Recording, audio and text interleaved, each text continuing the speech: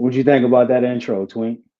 I'm gonna be honest, I ain't hear it because it was like tap for sound, and I Oh, didn't. yeah. I'm not gonna run it back. It was a little intro that somebody made for me. You saw the picture with me standing up at the chalkboard or whatever at the whiteboard, I should say, right? Yes. All right, cool, cool. Well, welcome to Lending with Purpose, and I'm Shawn Williams, and this conversation is all about empowering you with valuable information, resources, and engaging conversations like we're about to have today with clients and friends that will help you navigate the world of lending, but not only lending to enhance your life. And so, welcome today. I usually tell a story, Twink, and I am going to tell a story. And today I couldn't. I had three stories in mind.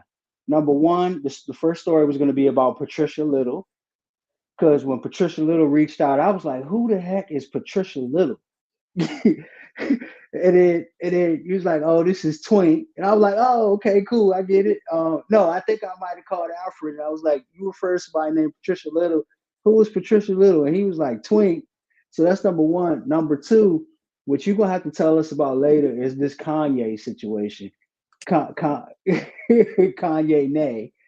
Uh, you got to tell us about. But the one thing, Twink, I wanted to tell a quick story about is I've talked about this before. When I was in college, I was able to finish school by doing a study abroad program in Spain, and so I needed some Spanish credit hours, and they let me allow me to do an exchange program, and I finished school that way.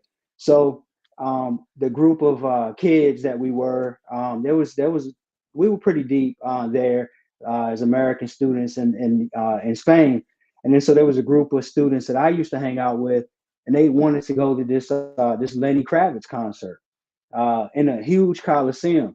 And I'm not gonna lie to you, I had no idea who Lenny Kravitz was at that time. This is like 1999, right? But however, get this, I didn't know Lenny Kravitz by name. So I get to the concert, I'm singing every song, American Woman. I'm singing all the songs, right? And then I look up on I don't think they had a screen or anything, but where we were sitting, you could see right down on the stage. And there was this woman drummer, and she was cranking. She was, she was drumming, and she was awesome. It was probably like, besides you, one of the best drummers that I've seen out there. And so, like, do you know that drummer Cindy that Black. plays? Yep. Uh-huh. Yep. Yep. Cindy Blackman.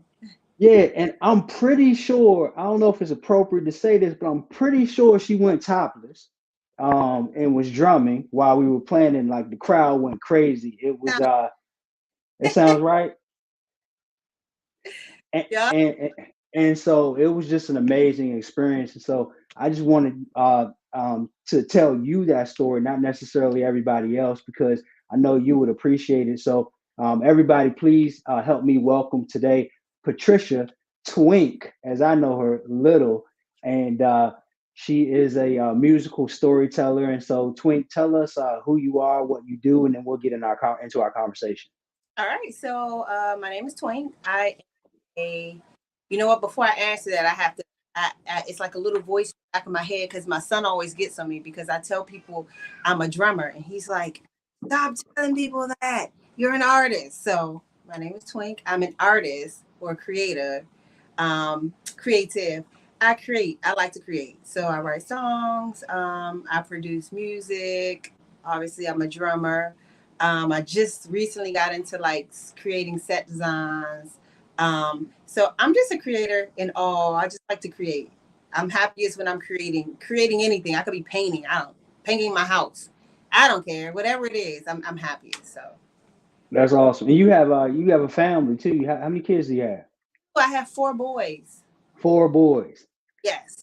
One of my favorite pictures was in the pandemic when you were holding your son and you were playing the drums at the outdoor. I guess it was a farmers market or a festival.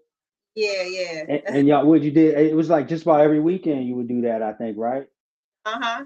Yeah. So I was, follow you on social media and stuff, and then I always look at that picture, and it's a pretty cool, it's a dope picture to see you do that. I think as a mom, like certain things are like you don't even think about it. It's like second nature, right? He was Right. tired, wanting to be held, but I was playing. So it was just like, I didn't think that that video or the picture would blow up as much as it did. I didn't think that it would be as big of a deal as it was. I'm just like, well, you got to learn how to multitask, and that was me multitasking. Yeah, yeah. And so like congrats on home ownership. You're a first time home buyer. I am. Yeah. And so um this show, like we talked about lending with purpose, and purpose is a reason for which something exists or is done, the reason why you do things. And so I just like, I'm happy to have you on here today because it's really cool how we've been connected. And then it's very cool the fact that you having four boys, you were going through the process of purchasing a home, and then you trusted me and trusted us enough to work with us. And Yeah. then me also knowing, and I don't know if this is the reason, but we talked about this a little bit earlier. Um, uh, I was really excited to help you get the house because I'm like, all right, she gets to practice her drums and her music and being, which I'm, is this your basement that you're in right now? Because I haven't seen the house yet. Yes. And Yep. you have okay, and so you got a beautiful house. And I know you painted the wall black. I could tell you did that, right? Yeah. Yeah. It's a brick. It's actually a brick wall, but yeah.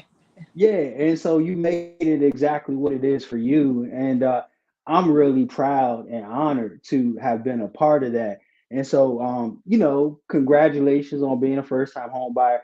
Tell us a little bit about like some of the emotions and experiences you had, before and after during and after you moved into your new home.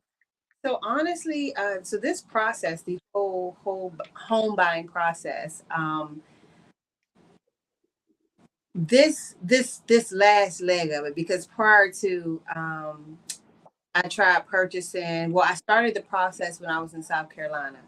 Um, but I think what it was is I was not supposed to buy in South Carolina because I was ready to buy, but my realtor, my agent, she was dragging her feet. So it was like I wasn't hearing anything back. And now that I think about it, I just think I wasn't supposed to buy in South Carolina because starting this process, reaching out to you, and you just saying, you know what, let's just see. You know what I mean? We can run it and see where you are.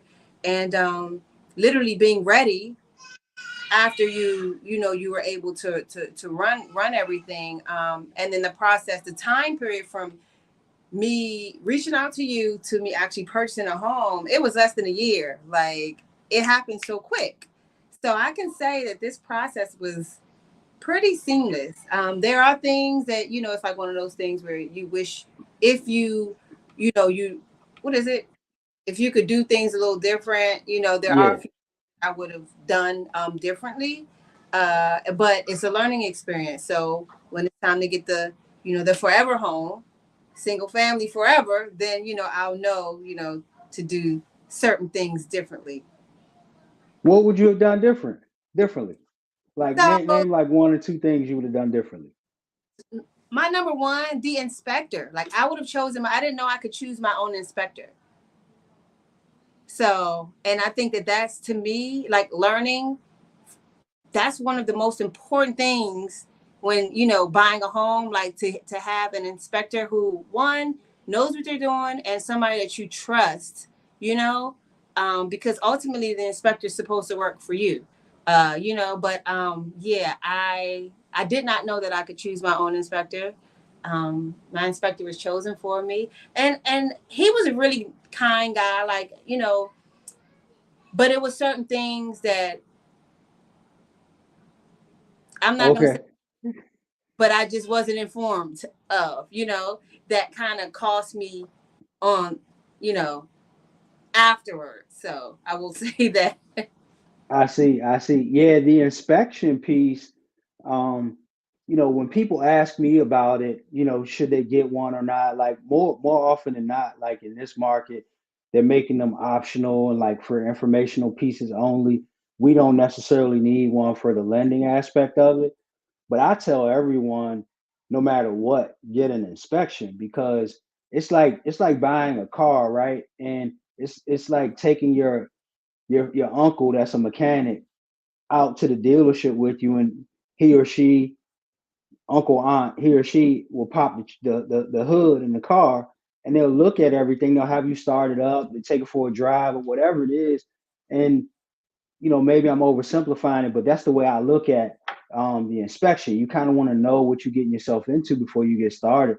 So, Twink, my wife and I, we used to do a home improvement project every year. Every single year at the beginning of the year, we did some sort of home improvement project. So for a while, we would agree on exactly what it is that we wanted to fix.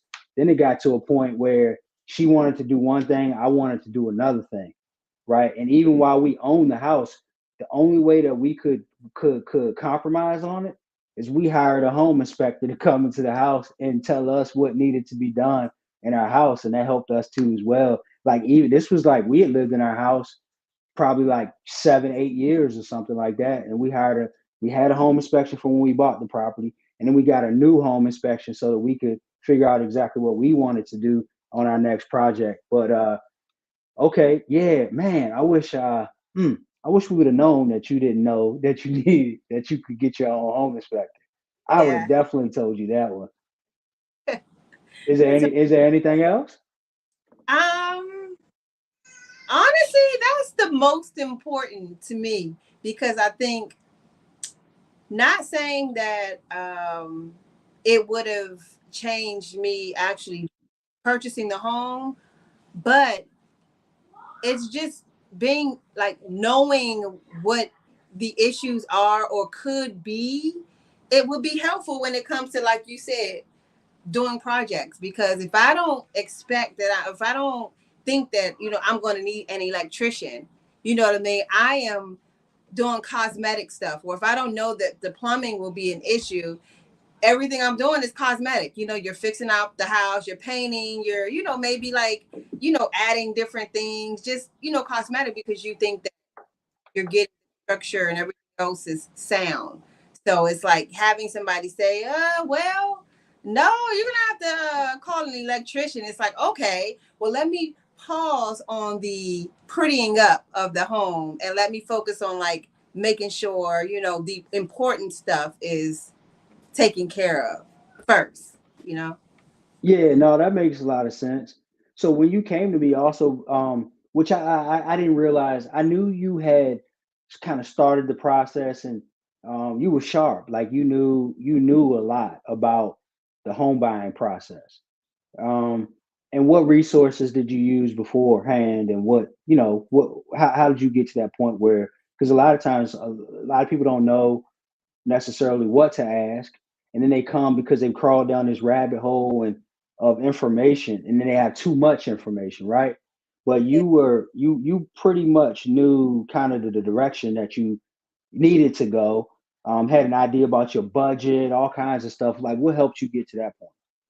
So I worked in finance. So I was and to be honest, I wouldn't necessarily call myself a numbers person, but yeah, I do have a finance background. And also prior to, I was telling you that I had started the process with NACA in South Hmm. Carolina. Okay, Um, yep. Again, it was a process uh, that I think it was just a process. So I was able to. I learned a lot.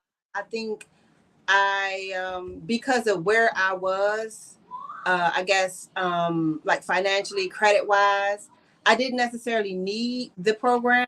I just wanted was trying to get the benefits of what the program offered. So um, because I have a background in finance, I was always kind of like, got to keep your credit right. Not because I wanted to purchase a home or anything. It was just like, you got to have, you got to keep your credit right. So you got to make sure you're paying your bills on time, and you know what I mean? Just all of that, right? Not living too far beyond your means. You know what I mean? So different things like that I always kind of like took into consideration. Not necessarily again thinking, oh, I need to do this because I'm going to purchase a home. It things that I would just naturally do that kind of like helped when it came to purchasing, a home. Got it. And then what about like we before, like I've been doing these presentations and stuff, and again it goes back to purpose. Lots of people buy houses because of family. People buy houses for financial investments and such. Others buy for stability. Right. Of those three, was it everything for you, or did like one thing like kind of drive you more than the other?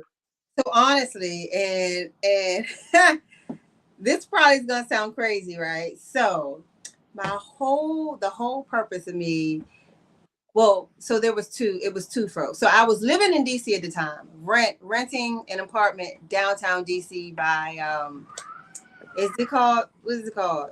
Is it it's not the Verizon Center anymore. What is it called? Oh, I call it. It's been so many things in our lifetime.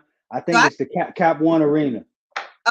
okay. So yes, I was living a few, like walking distance, a few blocks, maybe like 3 minute, 3 minute walk from there, from my apartment there. Rent in DC is very high, right? It's very high. Um, my purpose, my plan has always been to become a full-time musician, right? I knew that with rent, and then with what I was paying in rent in DC, and how rent constantly was going up every year, that it was like, me being able to quit my job to just pursue music full time.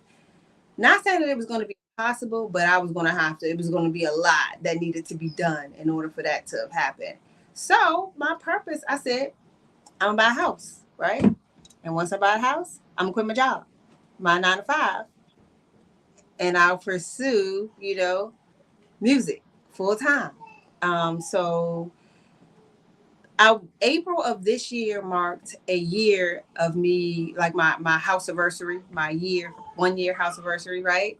Um, and then last week I was my last day. So I I the plan, I had my plan and I stuck to my plan, and yeah, so that was really the main thing. I wanted to be able to just purchase a home where, I knew, like, granted property tax go up, which is, we want that, right? You want your property taxes to go up. Uh but so certain, different things that can cause your, your actual mortgage to rise, not as much as it would rent, when it comes to rent. So, but in doing that, I was able to, you know, do that was the plan. So I was able to follow through with the plan, and now we're going. We're going. Oh wow, we had something to do with that. We were part of that. Oh Yeah. yeah, Yes. I just caught it chill. Thank you for that. Like it's funny. It's weird me saying this. So I have a friend that was in a similar situation as you, where they really really wanted to. And entrepreneurship is not for everyone, right? And it's really hard. It's not easy, and you knew this because that's why you were trying to get in a more stable living situation that offered lower payments. I mean, your place that you live is probably less than what you were Oh, renting for in DC, significantly. right? And Yes. so Twink, I remember one of my and Alfred knows him too as well. One of the guys, buddies that we know, he was talking, and then he was like, you know what, man, I think I'm gonna get fired from my job. He's like, because they don't have any work for me to do. Like he's like, I'm just there. I turn my computer on. They still pay me, but there's no way they can continue to pay me. So I jokingly was like, because he had built a business and they were starting to do well, and I jokingly said, "Man, I hope you get fired." And he hit me back like a couple weeks later, and he was like, um, "You jinxed me, man. You remember you said you hope I get Oh, fired." He's like, well, we decided to part ways. He was like, I couldn't just sit there anymore and not do any work. He's like, I didn't get fired, but I resigned. And a year later, he's got a thriving business in cybersecurity, and just was crushing it. And so made me think about that conversation with him. And congratulations. I didn't know that you were. full-time musician yet. I mean, you always did it and it's a part of your life, but I didn't know like this is it for you right now. Yeah, I mean, it's new, and this isn't my first time. So, um, I was a full time musician some years ago, and so this isn't my first time doing it. But like I ended up having to go back to the workforce. But I think it was because of some things that I wasn't doing right. But this go round, like you said, I wanted to secure, get the house, so I don't have to worry about that aspect of it. The mortgage significantly lower than what I was paying rent. In DC, downtown DC. I keep having to iterate that because downtown DC rent, and I was not getting like any of those programs like the IZ. I was not, for whatever reason, I would never get chosen. So I couldn't get, I wasn't in that program. So paying like full You were price. paying full price, like Yeah. market rent. Yes. So it's like, yeah, no, no, no. So yeah. How is the house contributed towards your creativity and like your music? Like, have you found that things have changed a bit for you, so having the space with your music? So, well, just to backtrack a little bit, creatively. So I also wanted to get a house because I started getting into like refurbishing furniture. Because I told you I like to create. I don't care what it is. I just like to create. And like having the basement or having like the backyard, even though it's not like a huge backyard, but just a nice size backyard where I can take stuff out there and I can like build and paint and Oh wow, artsy, just that's made such a big difference. So creatively, like I have my space that I create in, like play drums or like produce or um so that's great. And then I think not having to be the worry of like the because I have kids, what are they doing? What we're too cramped. Like are they too loud? Are they So like just that helps too because I'm not. It takes away from like a stress. You know what I mean? It lessens, hmm which enables me to be able to create more. that's really dope. Hmm. So I didn't. I heard you say it earlier. So you just do any and everything like artistic, like and creative. Yeah, it's like that's when I'm most happiest when I'm creating something, anything. It doesn't matter what it is. Oh wow! And then how how do the kids do the kids get involved with that stuff or like? Because they always want to help. They always want to help. So yeah. And do any of your kids are they musicians at all? So honestly, I'm gonna say yes. They've started playing drums. I bought them, their own drum set. They've started drums. I have a keyboard. They'll play on the keyboard. They've even started like if I'm recording, I'll let them record on the mic. They can come up with songs. So absolutely, they are very creative as well. That's really cool. That's really cool. And so like as a homeowner and musician, like let's talk about like some of the design elements. Like again, I haven't seen your house yet. I will stop by there at some point. I'll give you some advance notice. I won't just drop by, but like what are some of the design elements that you incorporated into your house? Like because I know you've been thinking about it. Like when you moved out of your apartment, you like, I can't wait to get my house because of this. And I want to take care of this space and I want to do this. Like, what are some of the things that you've done in your house? Honestly, the only thing that I've actually said I wanted to do and have done was created like a play area for the kids. Yeah. Um, as far as my like quote unquote studio area, I still have not completed that. So what's crazy is I'm just starting to feel like with me becoming a full time musician, um, I'm just starting to feel like I'm able to appreciate my house, right? Because it's like I'm gone. I'm working and then I'm at band practice. I'm working and I'm at a show and then I come home late and I get up early and I'm gone again. So it's like, having some time to actually just sit and like just breathe and take it all in. It's like, okay, some days I go out and I sit on like the deck and I'm like, man, I own a house. You know what I mean? Right? It's Because a for a while, great feeling. like it, I was like, so when does it start to feel like mine? You know what I mean? Like when does that happen? But as the repairs started kicking in, it's or more like mine, right? Because it's like, dang, I don't have maintenance, right? I can't call maintenance. Oh, I am maintenance. Oh, okay. Yep, yep. And you said that yard in the back, you got to make sure if you have grass back there, you have to keep that cut. You Yes. have to take your own trash out to the curb or wherever it is, alley or whatever. Yes. Oh wow, wow. And so like Twink, so now we're gonna shift a little teeny bit. Like how do you balance all of this? Like before you were working, corporate America, come home, take care of your family, and then like you mentioned, you're in band practice or doing something else, creative. Things are a little different for you now, I'm sure, like in regards to your time, but like how do you manage that? You said you have four boys, you have all these friendships and relationships out here, your commitment to your music and staying in that. Like, how do you balance that? I'm gonna be honest, Shawn. I don't know. Like, and that was one of the reasons why um I had to quit. So, like, technically, because I had the option of working from home.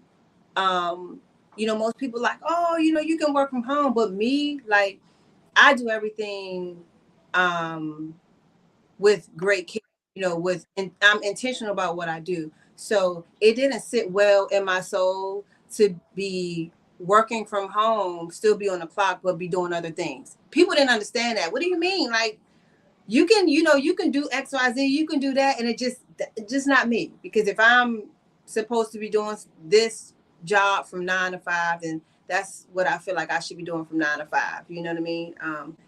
So it was getting to the point where I the music I was having to turn down, opportunities because hey, it's rehearsals are during the day. I have to work during the day, or like I don't like being away from the kids all day. So if I have, I'm guaranteed that I have to work, this many hours a day, right? But then to come home and they're asleep, like they spent no time with me, during the day. I don't like that. So that was another like catalyst. It's like, okay, my 9 to 5 was starting to get in the way of my creative time and the time with my kids. So I was like, okay, something has to give, because I started feeling like I was going to explode, like not really having time for myself, because it's like push me to the back burner, because I got to make sure the house is good, the kids are good, all that other good stuff. But now with me being full-time musician, I have more control over my schedule. So I can schedule in, no, from this time to this time, this is kid time. This time to Hmm. this time to this time is creative time. So I think now with me having more control over my schedule, um, I'm able to balance it a lot easier. And how do the kids like the space, the new space? Oh, they love it. Really? Oh, yeah, so I'm big on surprises. So they didn't know that we were buying a house. They didn't know anything about anything, right? So on one day, when we went to closing, picked them up from school. We went to the facility, to do all the closing stuff and get the key. They still had no idea. To them, we were just there. It was taking forever. They did really well, but it was like, okay, is it time to go yet? So when when we left, we came, to the house. And they were like, you know what? So I opened the door and I'm like, this is our house. And they was like, what? They was so excited. They was running up the steps, running all around, like, oh my goodness. And then when it was time to go, they did not want to leave. So that's how I knew it was good. They didn't want to leave. I was like, oh man. So and we didn't move in right away. I think we waited maybe like a week or so. Um, Yeah. but still, like, when we would come up to like clean, we would just bring some things up, so but still, yeah, they didn't want to leave. They were so excited. So Man, I'm an emotional guy too, and so like this right here, this that just touched me. Yeah. Because a lot of people ask me, like it didn't for me, Twink hit me until probably about 10, 11 years into my career, where I knew exactly why I was doing this business. And Mm, the reason that I know exactly why I'm doing this business is that story right there. And it's because like our kids, when they were born, they came into the house that that we had already owned.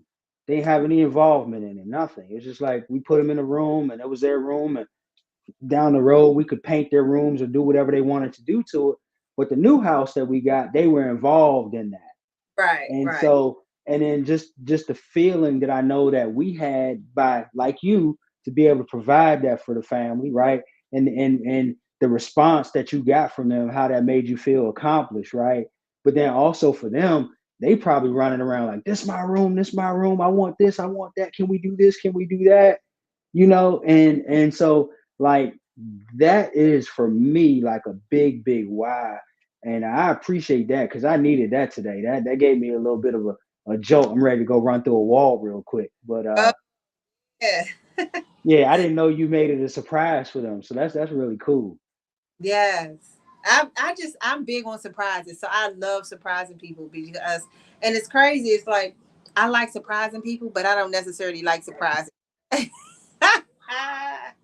I got you. So the last question I'm gonna ask you around all of this, like, so like in regards to aspiring musicians, do you have any advice um for them? So we obviously we're talking about home ownership. It doesn't have to be, but just in general, because you said this is not the first time you've done music full time, but I know things in music and the industry have changed a bit, still stayed the same. It's the same fundamentals, but the way that people maneuver and operate have changed a bit. Like, do you have any advice for aspiring musicians? Yes. Go for it. And as cliche as that sounds, it's the truth. Go for it. Be confident. Don't stop because with me, I told you I was full time before and I went back. But had I just kept going, you know what I mean? Because every time you stop, you have to start all over. And starting all over, you have to rebuild the momentum. You know what I mean? So it's like you starting from the bottom. So I would just say go for it. Don't stop. There will be obstacles. Like it's not easy, financially, you have to have a plan. This month you may have a great month financially, which means you have to prepare for the months when you may not have a great month, because it's not always up. Some months is up, others are down. But if you're prepared, and you plan for those months when it's down, it'll balance itself out, and you'll never be overwhelmed with anything. I would say also make sure you keep your mental and your spiritual intact because it's very important. um but yeah, other than that, like create, like don't stop creating no matter what it is. So yeah. Appreciate that. And like you, so you did a great job. It was very smart, and like you mentioned early, intentional. You made it easy for yourself to purchase a home too, as well, because you had a job that you could show your W-2s, your pay stubs, and things like that. For the musicians that are working full time, unless you created a company and you're paying yourself, things of that nature, more often than not, you're considered self-employed. So be sure that you keep your books right, Oh and any income that you claim, make sure you file your taxes, because we'll look at 2 years tax returns. There are other ways, like, because I've had done some loans for musicians over the past few years, that we're able to look at any deposits that go into your bank accounts and stuff like that, and use that as income, but that comes with a higher down payment. But like Twink mentioned, just be sure that you're organized too as well. But I like you say, you got to go for it. You got to go for it. Go for it. That, so where is that from? You got to go for it. Go for it. miracles. Yeah. Sauce. Let's go. Yeah. Hey, can you play that drum line for me real quick? Got you. I got you. Yes, absolutely. All And then right. we'll wrap things up and then with a few more questions. But yeah, like miracles. Because I was just thinking I didn't plan that, but you said you got to go for it, and then I was like, where I hear that from? And then I was like, oh, you got to go for it. Yeah, that means you got to sing it, right? You gonna sing it? No, I cannot sing it. You have to tell us what miracles is real quick, and then you play that drum line for us because I'm not singing. So Miracles is a song by Mambo Sauce. I think it was our first single actually, by Mambo Sauce Band. Released a few years ago, but very, very awesome song. Song can be found on all streaming platforms, YouTube, wherever. Yeah. All right. The beat goes a little something like this.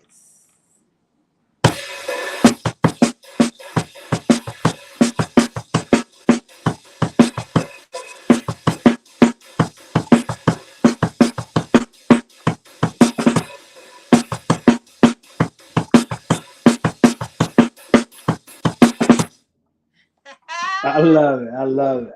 I was getting ready to speak it instead of trying to sing Uh, it. But I appreciate that. So Twink, like tell us how we can help you. Like how can we help you? Those of us that are listening out there, how can we help you? You can start by following Twink Drums with the Z, not an S, and Mambo Sauce Band on Instagram.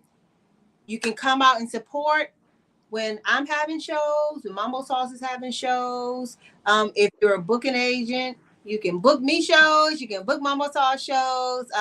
If you're needing design, any type of design, anything, you can reach out to me. If you're needing songwriting, production, you can reach out to me. Yeah. So anything in the creative room, you can reach out to me, and I'm sure I can work something out with. Got you. So you said Twink Drums with a Z, Yes. and then Mambo Sauce, Yeah. MAMBOSauce. Mambo Sauce.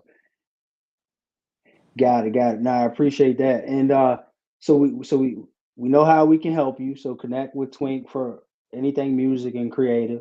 Yeah. Um you do some pretty like amazing like different stuff. Like, like I see a lot of times people will have you just doing a solo drum set, like, or where there's a DJ in the background and you're playing the beat. Yeah. Which is really cool. But do you sing or you just or is it mostly writing? Mostly writing. I mean, I can reference the songs, and the band is actually trying to push me to do more singing, but I don't. I'm okay with being in the background. I'll just write the song. We'll have someone else sing it. All right, got it. And all right, so I don't know if you're ready for this question or not. I'm ready. There's a final question. You get one person, one question. Who would it be, and what would you ask them? Okay.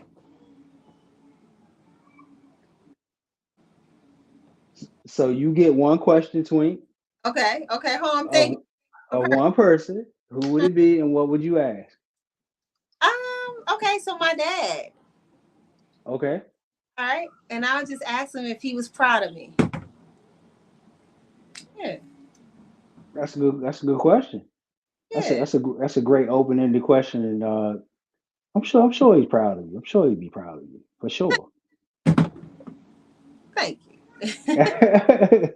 Hey, look though, before we go, you do have to tell me about Kanye because I do a little bit of research beforehand, and I read an article, and you referenced the fact that if you know me, you know that, something. You mentioned something about Kanye, and you said if I had a child with Kanye, the baby would be named Kanye Nay or something like that. Is that right? So yes, and I did my very first album was called Kanye Nay, and it wasn't. It was more so like a mixtape. So I Yeah. just Kanye songs and like just added live drums on top of them. You know, drum mixtape. But yes, it was called Kanye Nay. So that was the baby, the mixtape. Oh, I see. Kanye Nay. Yeah. That's awesome. So Twink, I ask you to hang on with me for a few more minutes as after I close this out. But yes, I know your dad would definitely be proud of you. So thank you for that. Thank you today for sharing with us, and this was great. I always enjoy, like, because for me, music is I don't know, there's nothing better and feels any better than music. And so thank you for your time today. As I tell everybody every week, it'd be such a shame for me to know people like Twink and have folks like this in the network and not share them. And so, if there's anything that I can do in any way, shape, or form to help anyone, please don't hesitate to reach out. Everybody still remain as safe and as healthy as you possibly can.